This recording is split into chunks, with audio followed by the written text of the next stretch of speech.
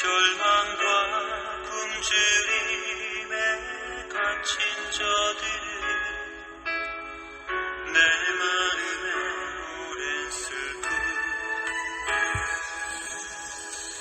고통의 멍에에 매여 울고 알고 묘한 그 말씀 생명의 말씀은 귀한 그 말씀 진실로 생명의 말씀이 할렐루야. 하나님께 주시는 은혜와 평강이 우리 사랑하는 모든 교우들의 삶에 날마다 가득하시기를 간절히 바랍니다. 지난 한 주간도 잘 지내셨죠? 하나님께서 늘 우리와 함께 하십니다. 그리고 늘 새로운 일을 행하시며 우리의 삶을 이끌어 가십니다. 하나님을 기대하시고 살면 하나님 안에서 누리는 참된 평강과 또 은혜가 넘치게 됩니다. 늘 그런 삶을 누리는 우리 모든 교우들이 되시기를 간절히 바랍니다. 오늘은 6.25 전쟁 71주년 기념주일입니다. 벌써 71년이 지났습니다. 이 땅에 정말 우리가 기억하기에도 끔찍한 그런 전쟁이 있었습니다. 그리고 71년 동안 그런 아픔을 우리가 지금 안고 살고 있습니다. 오늘 6.25 전쟁 71주년을 맞아서 우리나라를 지키기를 위해서, 이런 자유민주주의를 지키기를 위해서 목숨을 바쳐 희생하신 순국 선열들을 기억해야 되겠고, 또 뿐만 아니라 우리에게 이런 자유와 평화를 주신 또 하나님의 은혜를 기억하며 예배하는 그런 특별한 주일이 되어야 될 줄 믿습니다. 그리고 늘 우리 민족의 아픔을 하나님께서 해결하여 주시고 이 민족에게 하나님의 은혜를 부어주시기를 위해서 또 기도하는 일도 쉬지 않아야 될 줄 믿습니다.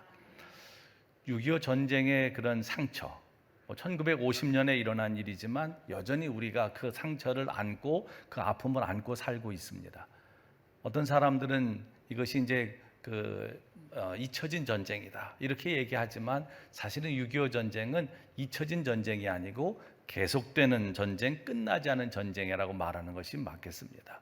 종전에 대한 어떤 좀 논의도 있었던 것 지난번에 좀 있어서 우리가 잠깐 기대를 좀 했었습니다. 그러나 지금 남북 관계는 그 어느 때보다도 경색되어 있습니다. 이제는 소통과 교류가 거의 막힌 그런 상태에 있습니다. 이런 어려운 상황 속에서 6.25 전쟁 71주년을 맞았습니다. 더욱더 우리나라를 위한 그런 애절한 마음으로 기도하며 또 하나님의 은혜를 구하는 우리 모든 교우들이 되시기를 바랍니다. 이 6.25 전쟁은 1950년 6월 25일 새벽 4시경에 북한의 기습적인 남침으로 인하여 시작이 됐습니다. 그리고 이게 얼마나 끔찍한지 우리가 매년 이 6.25 때만 되면 부르던 노래가 있습니다. 6.25 노래라고 하는 노래예요. 박두진 작사, 김동진 작곡의 노래입니다. 잊으랴 어찌 우리 이날을, 이렇게 시작되는 거예요. 근데 그 가사를 보면 그 가사가 어떻게 이런 가사가 나올 수 있을까 할 만큼 굉장히 좀 섬뜩한 그런 가사입니다. 그게 뭐냐면 조국의 원수들이 짓밟아 오던 날을 맨주먹 붉은 피로 원수를 막아내어 발을 굴러 땅을 치며 의분에 떤 날을, 이제야 갚으리 그날의 원수를 쫓기는 적의 물이 쫓고 또 쫓아 원수의 하나까지 쳐서 무찔러 이제야 빛내리 이 나라 이 결에. 이 가사를 어렸을 때는 그냥 막 목청 높여 그냥 불렀습니다. 그런데 지금 생각해 보면 이 6.25 전쟁이 얼마나 정말 끔찍하고 아픈 그런 전쟁이었는지를 이 노랫말을 통해서 우리가 알게 됩니다. 얼마나 끔찍한 전쟁이었으면 이런 노랫말이 나왔을까 싶은 그런 마음이 듭니다. 1950년 6월 25일부터 시작이 된 전쟁은 1953년 7월 27일 휴전협정을 체결하기까지 3년 1개월 동안 1129일간 계속 이어졌습니다. 그래서 그 전쟁으로 인해서 아름다웠던 우리나라, 이 금수강산은, 삼천리 금수강산은 완전히 초토화가 됐습니다. 그리고 그 당시에 우리나라 전체, 남북한 전체 인구가 한 3천만 명 정도를 추산하는데, 그때 남북한 합쳐가지고 사상자들, 다치거나 죽은 사람들의 숫자가 몇 명이냐 하면 약 500만 명 정도가 됐다고 그래요. 그러니까 당시 전체 인구의 6명 중에 1명 정도는 다치거나 죽은 겁니다. 그리고 전쟁으로 인한 미망인들이 한 30만 명 정도 전쟁이 발생을 했고 전쟁 고아가 약 10만 명 정도가 발생을 했다고 합니다. 그리고 그 외에 전쟁으로 인해서 이산 가족들이 한 1,000만 명 정도 이산 가족이 생겼습니다. 그리고 많은 시설이 파괴됐습니다. 재산 피해를 보면 공공시설은 84%, 가옥은 60%, 공업시설은 43%, 광업시설은 50%가 파괴되는 등 우리 민족 최대의 참사였습니다. 인천 상륙작전을 지휘했던 더글라스 메가더는 그런 얘기를 했습니다. 나의 55년의 군생활 중에 가장 치열했던 전쟁은 한국전쟁이었다. 그의 회고를 보면 이 한국전쟁이 얼마나 치열했고 참혹했는지를 알게 됩니다. 전쟁이 일어나게 되면 가장 먼저 상실되는 것이 정의와 평화예요. 사실 전쟁은 정의와 평화를 지키기 위해서 한다고 합니다. 그러나 전쟁이 일어나게 되면 정의와 평화는 온데간데 없어지고 서로 치열한 그런 사륙만이 남게 됩니다. 그것으로 인해서 엄청난 상처와 아픔들을 안게 되는 것이 바로 전쟁입니다. 약자들이 가장 먼저 위험에 처하게 되는 것이 전쟁입니다. 그래서 우리는 이런 것들을 결코 잊지 말아야 됩니다. 그런데 안타깝고 위험한 사실은 뭐냐 하면 지금 우리 국민들이 6.25 전쟁의 비극을 점점 잊어가고 있다고 하는 겁니다. 한국통계정보원의 조사에 따르면 우리나라 초등학생의 35.1%는 6.25 전쟁을 북침이라고 생각을 한답니다. 그러니까 우리나라가 북한을 침략한 것으로 생각하는 초등학생이 35.1%나 된다고 그래요. 또 조선시대에 발발한 전쟁이다라고 말하는 초등학생이 50.7%나 된다고 합니다. 그러니까 6.25 전쟁에 대한 잘못된 이해를 초등학생들이 갖고 있다는 거예요. 근데 이건 초등학생들뿐만이 아닙니다. 행정안전부에서 2008년 6월에 전국 중고등학생들을 대상으로 1,016명을 대상으로 설문조사를 했었는데 56.8%가 6.25 전쟁의 발생 연도를 모르고 있었고 중고등학생들 중에 또 38%는 다시 전쟁이 일어난다면 나는 싸우지 않겠다라고 대답을 했다고 합니다. 이는 전쟁을 경험하지 않은 세대가 우리나라 전체 국민의 80%가 넘으면서 결국은 이제 6.25의 그런 참상은 점점 잊혀지고 있다고 하는 겁니다. 그리고 제대로 우리 초등학생들이나 중고등학생들에게 이런 역사 교육이 제대로 이루어지지 않고 있다는 것을 보여주는 그런 내용들입니다. 지금은 6.25에 참전했던 참전용사들의 나이가 80세가 넘으셨어요. 많은 분들이 돌아가셨습니다. 저는 이 6.25 참전용사들을 위해서 굉장히 의미 있는 일을 한 가지 했던 일이 있어요. 그게 뭐냐면 제가 이천에서 목회할 때 그때는 6.25 참전용사들에 대한 국가적인 처우가 제대로 이루어지지 않을 때입니다. 근데 마침 우리 집사님들 중에 6.25 참전용사들이 있었어요. 그래서 이분들이 중심이 돼서 우선 경기도에서만이라도 6.25 참전용사들의 모임을 만들고 또 6.25 참전용사들이 국가로부터 마땅히 거기에 대한 어떤 무슨 대가를 바라기보다는 그 참전한 것에 대해서 좀 뭔가 존중도 받고 또 그분들의 헌신에 대해서 기억도 되는 뭔가 이런 의미 있는 일을 하자 해서 그 일을 시작했었어요. 그거를 제가 담임하던 그 후안교에서 첫 모임을 시작했습니다.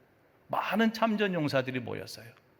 경기도 각지에서들 와가지고 함께 우선은 예배를 드렸습니다. 예배를 드리고 또 함께 교회에서 준비한 식사를 하면서 그런 일들이 시작이 됐어요. 근데 지금 이렇게 보니까 지금은 참전용사들을 위해서 따로 이렇게 국립묘지처럼 이렇게 안장할 수 있는 그런 시설도 지금 마련이 됐고 그때 비하면 굉장히 많이 지금 국가에서 어떤 그분들의 희생을 기리는 이런 일들을 많이 하고 있습니다. 근데 그때는 거의 그런 것이 전무할 때였어요. 근데 그런 일들을 그때 거기서 시작을 했었어요. 그리고 그것이 뭐 시발점이 됐는지 모르겠어요. 그 전부터 뭐 계속 그런 시도가 있었겠죠. 근데 지금은 그래도 많이 그분들에 대한 어떤 그 희생에 대한 우리가 존중과 또 기억을 하고 또 예우를 하는 이런 것들이 많이 발전을 하긴 했는데 그분들이 점점 나이가 들어가시면서 이제 돌아가시고 있습니다. 이제 그 전쟁에 대한 생생하고 아픈 기억들을 이야기해 줄 수 있는 후대들에게 이야기해 줄 수 있는 분들마저 이제 점점 돌아가시고 없어지면서 이제는 다음 세대들이 이 전쟁에 대한 기억들마저도 다 잊고 있는 이런 안타까운 시대가 됐어요. 마하트마 간디는 그런 얘기를 했습니다. 전쟁은 절대 악이다.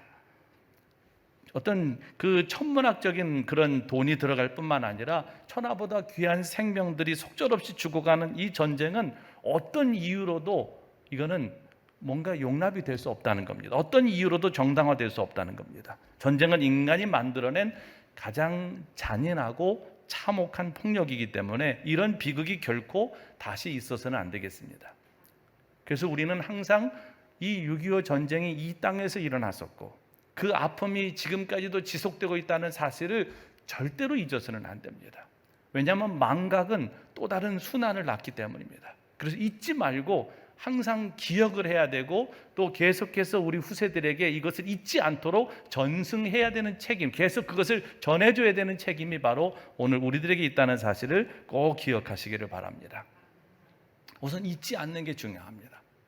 우리나라도 이렇게 곳곳에 가보면 뭐 이렇게 그 나라를 위해서 희생한 분들을 위한 뭐 현충탑이라든지 또 기념비 같은 것들이 세워져 있기는 합니다. 그런데 미국이나 뭐 캐나다나 아니면 유럽의 그런 나라들에 비하면 사실 굉장히 적은 편입니다.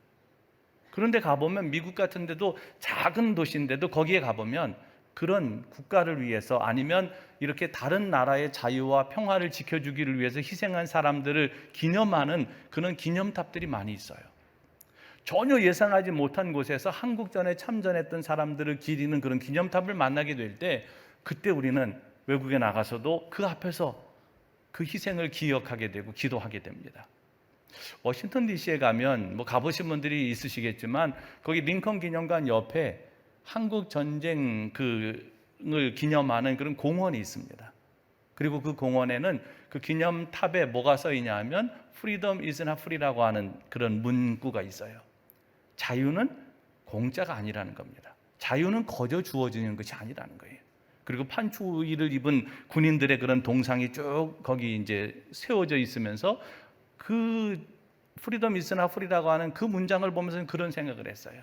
아, 자유는 거저 주어지는 것이 아니다라고 하는 그 말 이면에는 이렇게 많은 전혀 가보지 않은 나라, 알지도 못하는 사람들을 위해서 자기 목숨을 버린 그런 미국의 젊은이들, 유엔군의 그 젊은이들이 있었기 때문에 그들의 희생이 있었기 때문에 오늘 우리에게 자유가 주어졌구나라고 하는 그 이면에 또 그런 뜻이 있다고 하는 생각이 들었습니다.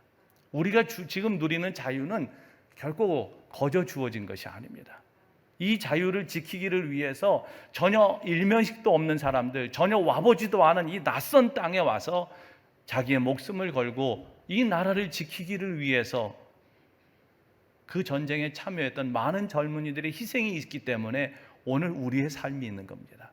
그래서 항상 우리는 이 사실에 대해서 잊어서는 안 됩니다. 우리는 그런 빚을 지고 있는 민족입니다. 그렇기 때문에 우리는 항상 이것을 잊지 말고 기억해야 될 줄로 믿습니다.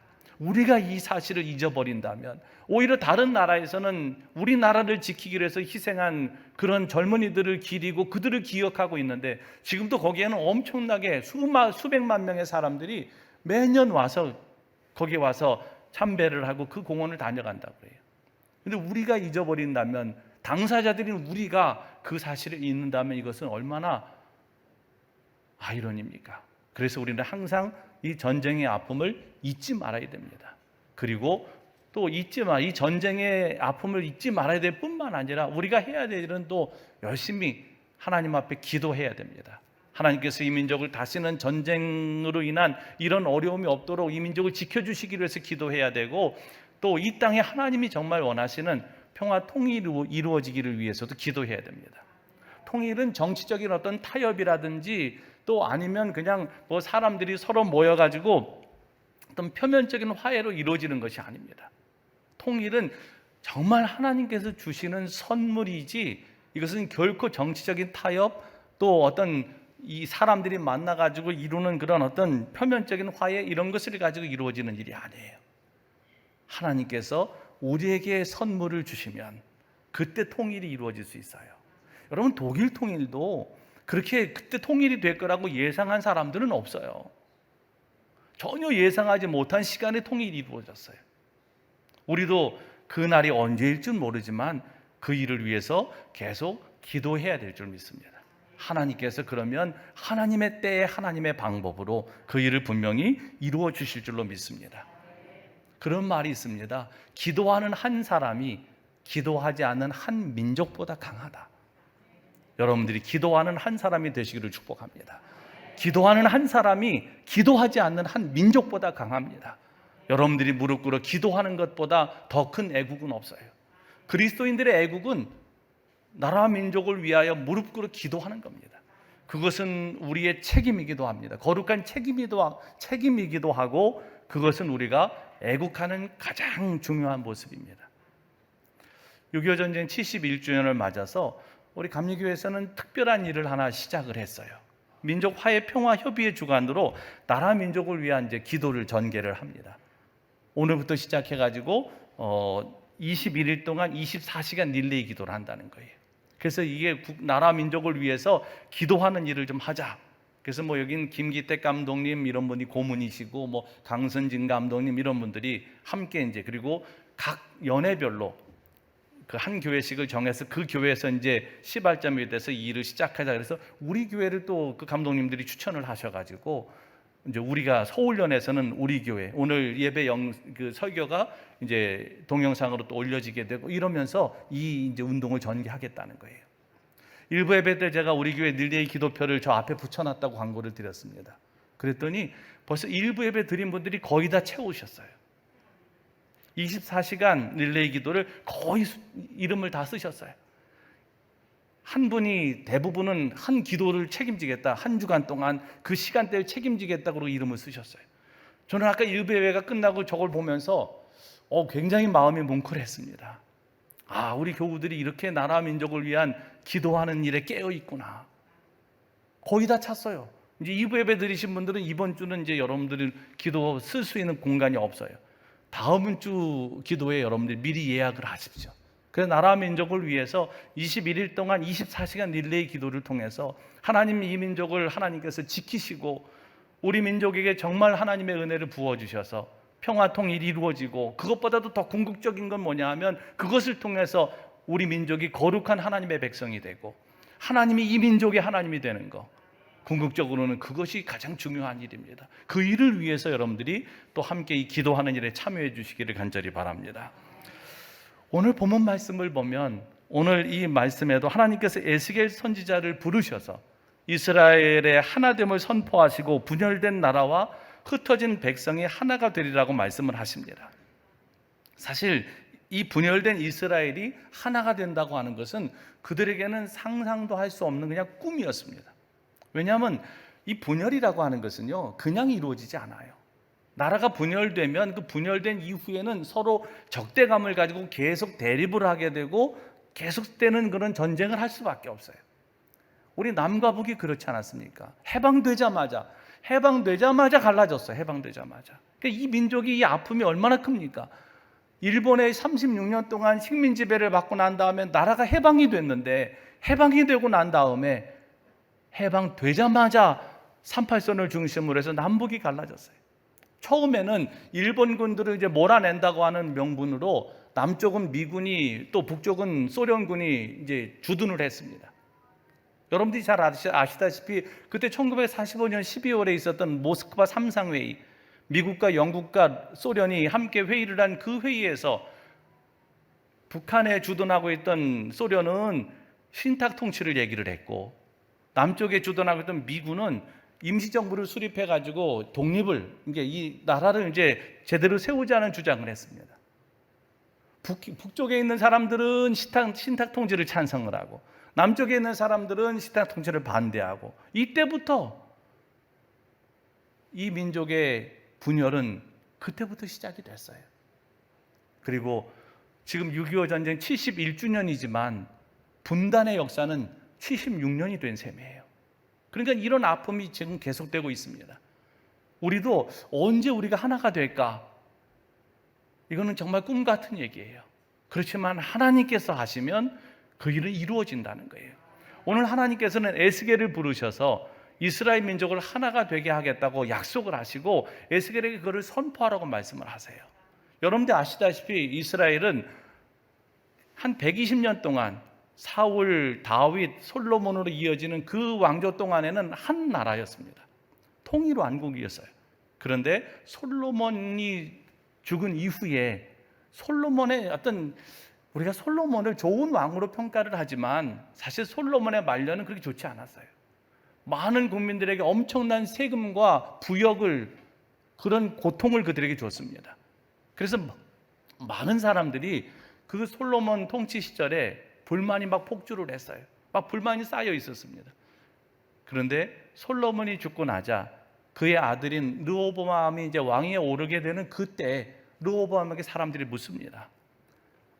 솔로몬 시절에 이렇게 많은 어떤 과도한 세금과 과도한 부역으로 인하여 사람들이 지쳐 있는데 이 정책에 대해서 어떻게 할 건지. 근데 솔로몬의 아들은 거기에 대해서 전혀 바꾸려고 하는 의지를 보이지 않습니다. 그러니까 에브라임을 중심으로 한 10지파가 여로보암을 중심으로 해서 분열이 됐어요. 그래서 남유다는 유다 지파와 베냐민 일부 지파가 남고 나머지는 에브라임을 중심으로 한 10지파가 북이스라엘을 만들게 된 거죠. 그러니까 남유다와 북에브라임이 이렇게 나눠진 셈인 거예요. 그래서 그때부터 분열이 돼가지고 오랫동안 그들은 서로 미워하고 전쟁을 합니다. 언제 이 나라가 하나가 될 수 있을지 그들도 그런 꿈을 꾸기도 어려운 그런 시대를 살았어요. 그러다가 먼저는 북이스라엘이 멸망을 당하게 돼요. BC 722년에 결국은 아수르에 의해서 북이스라엘 멸망을 당합니다. 그리고 그 멸망은 136년 이후에 BC 586년엔 결국 남유다도 바벨론에 의해서 멸망을 당하게 되는 이런 일이 발생을 해요. 그러니까 이스라엘이 두 나라가 다 분열돼서 싸우다가 결국 외세에 의해서 전부 망하게 된 겁니다. 포로로 잡혀가고 나라가 없어지는, 뿔뿔이 흩어지는 이런 아픔을 경험하게 돼요. 전혀 희망이 보이지 않는 좌절과 절망의 순간에 하나님은 하나님의 사람을 부르십니다. 그래서 에스겔을 통해서 하나님께서 예언하시는 거예요. 그게 오늘 에스겔 37장의 말씀이에요. 자, 오늘 말씀을 보면 우선 에스겔 37장 전반부는 우리가 너무 잘 아는 말씀이에요. 어떤 말씀입니까? 하나님께서 골짜기에 마른 뼈가 가득한 모습을 보게 하세요. 그리고 에스겔에게 이걸 어떻게 살게 하겠느냐 말씀하십니다. 그러면서 하나님의 영을 거기에 불어넣어서 그것이 군대가 되는 그런 환상을 보여주세요. 그러면서 하나님께서 말씀하십니다. 내 영을 너희들에게 부어줘서 이렇게 되게 하겠다는 거예요. 이스라엘 민족을 지금은 마른 뼈처럼 도저히 희망이 보이지 않지만 하나님께서 하나님의 영을 그들에게 불어넣으셔서 그들을 살리시겠다고 하는 말씀입니다. 에스겔 37장 14절에 보면 내가 또 내 영을 너희 속에 두어 너희가 살아나게 하고 내가 또 너희를 너희 고국 땅에 두리니 나 여호와가 이 일을 말하고 이룬 줄을 너희가 알리라. 여호와의 말씀이니라. 하나님은 항상 하나님의 영을 우리 속에 두고 살리는 일을 하시는 분이세요. 그런데 그 일을 누구를 통해서 하느냐? 하나님이 직접 하시는 게 아니고 하나님의 사람들을 통해서 하신다는 거예요. 지금 에스겔을 통해서 하나님은 그 일을 하시겠다고 말씀하십니다. 마른 뼈와 같은 그 민족을 군대가 되게 하겠다는 거예요. 그리고 또 이어지는 말씀에 보면 오늘 본문 말씀이죠. 하나님께서는 에스겔에게 두 막대기가 하나가 되는 그런 역사를 이루시겠다고 말씀을 하세요. 두 막대기는 어떤 막대기입니까? 남유다와 북이스라엘이에요. 분열된 그들. 오늘 말씀에 보면 이런 말씀이 나오죠. 우선 하나님께서 오늘 에스겔에게 말씀을 하십니다. 인자야 너는 막대기 하나를 가져다가 그 위에 뭐라고 쓰라고요?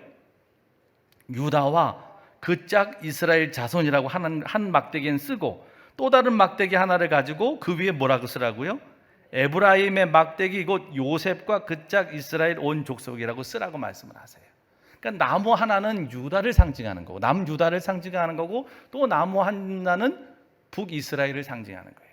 근데 남유다는 여러분들 이해가 되시지만 북이스라엘은 에브라임의 막대기 곧 요셉과 그 짝 이스라엘 온 족속이라고 하는 이 말을 이해하셔야 됩니다.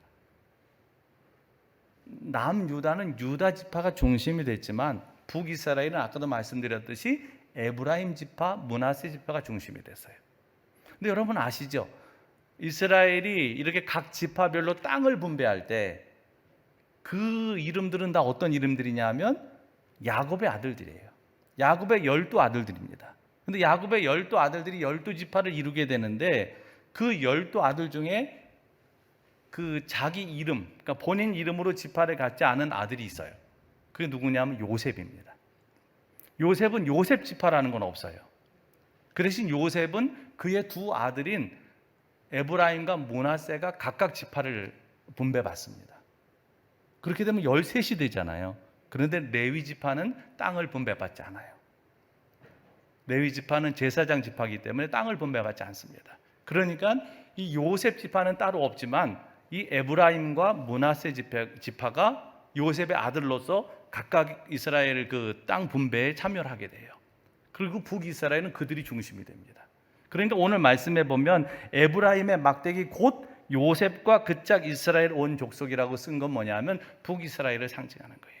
어쨌든 하나님께서는 그렇게 두 막대기, 부러진 두 막대기를 하나가 되게 하시겠다고 말씀하세요. 그러면서 뭔 말씀하시냐면 17절에 보면 그 막대기를 서로 합하여 하나가 되게 하라. 내 손에서 둘이 하나가 되리라 이렇게 말씀을 하십니다. 그리고 나서 19절에 보면 혹시라도 사람들이 내게 물어보기를 이게 어떤 일이냐, 이게 뭐 도대체 이 나무 두 개가 하나가 되는 게 도대체 뭐냐라고 물어보면 이렇게 대답하라고 말씀을 하세요. 19절 말씀 한번 같이 읽어보겠습니다. 시작. 너는 곧 이르기를 주 여호와께서 이같이 말씀하시기를 내가 에브라임 손에 있는 바 요셉과 그 짝 이스라엘 지파들의 막대기를 가져다가 유다의 막대기에 붙여서 한 막대기가 되게 한즉 내 손에서 하나가 되리라 하셨다 하고. 아멘. 하나님께서 이 막대기도 사실은 에스겔 37장 1절부터 나오는 전반부에 나오는 그 마른 뼈들을 군대가 되게 생기를 불어넣어서 거기 뼈들이 서로 이렇게 연결이 되고 거기에 살이 오르고 그래서 군대가 되는 그런 환상을 보여주신 것처럼 이 막대기도 마찬가지예요. 막대기도 마치 죽은 것처럼 생명이 없는 막대기입니다. 남유다나 북이스라엘이다 그런 상황이었어요. 근데 하나님께서 하나님의 손에서 이 둘을 하나가 되게 하겠다 말씀을 하세요. 그 부러진 막대기, 그 생명이 없는 막대기를 하나가 되게 하셔서 한 민족이 되게 하겠다라고 말씀을 하십니다. 사실 우리 민족도 한 막대기였는데 이게 부러져서 두 동각이 났어요.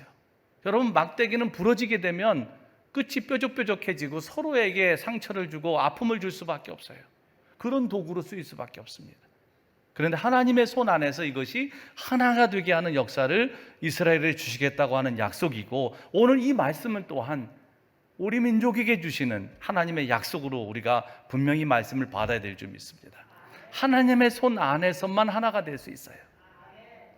원래 한 몸이었던 우리가 이렇게 분단이 돼서 서로 이게 원수가 되고 서로 총을 겨누고 서로 대립하는 이런 관계에서 벗어나서 평화를 누리려면 반드시 하나님 안에서 하나가 돼야 돼요. 분열된 이스라엘을 하나님의 손 안에서 하나가 되게 하시겠다 약속하신 그 하나님께서 오늘 이 민족을 향해서, 우리 민족을 향해서 말씀하십니다. 내 손에서 남과 북이 하나가 되리라. 할렐루야. 이 꿈은 정말 언제 이게 이루어질지 모르는 이런 꿈이 아니고 하나님께서 하나님의 때에 이루실 놀라운 약속이에요. 사실 이스라엘 백성들이 이 말씀을 받으면서 이 일이 정말 이루어질까라고 하는 생각을 했을지도 모릅니다. 근데 이 꿈은 성취돼요.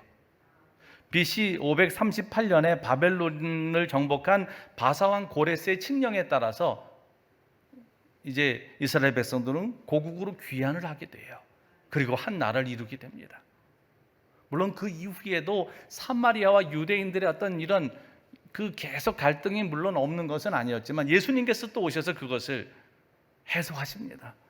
사마리아 여인을 만나서 그 여인에게 생명을 주시고 영생의 기쁨과 구원을 주시고, 또 강도 만난 자의 비유를 드시면서 결국 강도 만난 자의 이웃이 된 사람을 사마리아인이라고 말씀하시면 예수님께서 그 역사적인 어떤 그들의 그 대립하는 그런 어떤 역사적인 그런 굴곡, 역사적인 어떤 그들의 분열에 대해서 예수님께서 치유하시는 장면이 또 신약에 나와요. 근데 어쨌든 하나님께서 이스라엘 민족을 하나가 되는 역사를 이루신다는 것이고, 이 약속은 결국 이루어졌다는 겁니다. 오늘 우리 민족도 하나님께서 하시면 이 분열된 나라가 다시 한 몸이 되는 역사가 일어나게 돼요. 하나님께서 우리 남북을, 양쪽 나무를 잡으시고 하나님 안에서 이게 하나가 되는 역사 꼭 이루십니다. 이스라엘 백성들에게 그런 은혜를 주셨듯이 하나님께서는 유일한 분단국인 우리들에게도 하나님 이 은혜를 분명히 주실 줄로 믿습니다. 그 일을 위해서 우리는 끊임없이 기도해야 됩니다. 민족의 아픔과 고난을 자기 십자가로 지고 기도하는 사람들이 많을 때 하나님께서는 그들을 통해서 하나님의 일을 이루십니다. 오늘 에스겔을 통해서 하나님이 하나님의 일을 하셨듯이 오늘 우리들을 통해서 그 일을 하기를 원하세요. 여러분들을 그래서 하나님께서 하나님의 종으로, 하나님의 일꾼으로 부르십니다. 여러분들이 적극적으로 이 하나님의 부르심에 응답하셔서 에스겔처럼 그 민족을 향하여 희망의 복음을 선포하고 평화를 세우는 일을 위해서 쓰임받는 여러분들이 되시기를 축복합니다. 그리고 하나님께서 그 일을 통해서 하시고자 하시는 궁극적인 목적은 뭐냐? 오늘 말씀에 보면 이제 하나님께서 그들에게 이런 은혜를 베풀어서 하나가 되게 하시고, 그러고 난 다음에 하나님께서 거하시는 처소가 되게 하시겠다는 거예요. 오늘 말씀에 보면 그들의 회복은 그저 단순히 그냥 나라가 하나 되는 회복 정도가 아닙니다.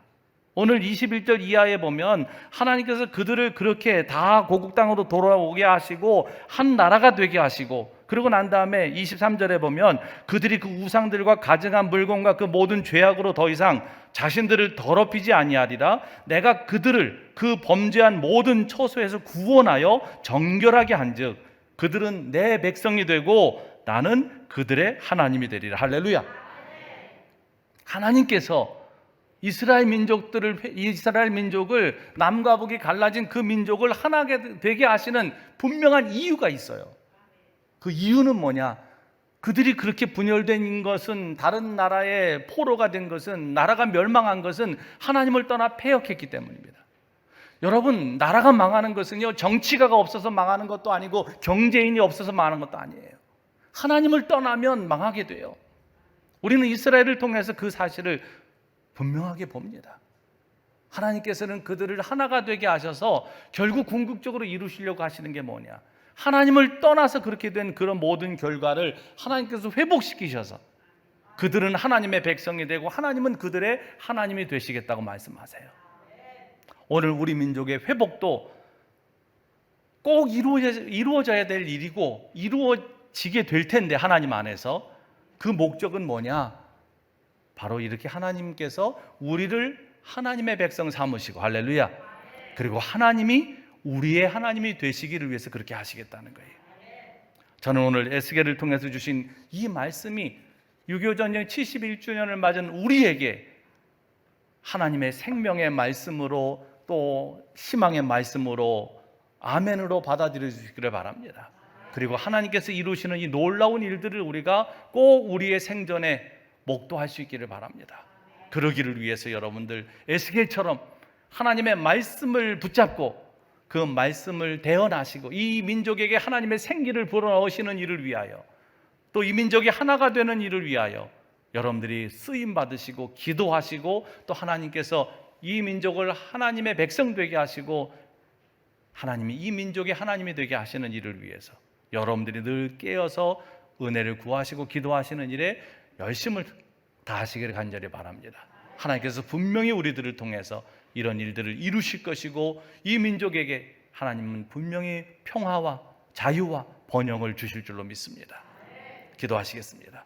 이 시간 기도하실 때 하나님, 이 시간 우리가 간절한 마음으로 하나님 앞에 기도하오니 이 땅에 다시는 전쟁이 일어나지 않도록 하나님께서 지켜주옵소서. 또 뿐만 아니라 진정한 자유민주주의 실현과 또 하나님께서 짝지어 주신 한 몸으로서의 회복인 평화 통일이 꼭 이루어지게 하여 주옵소서.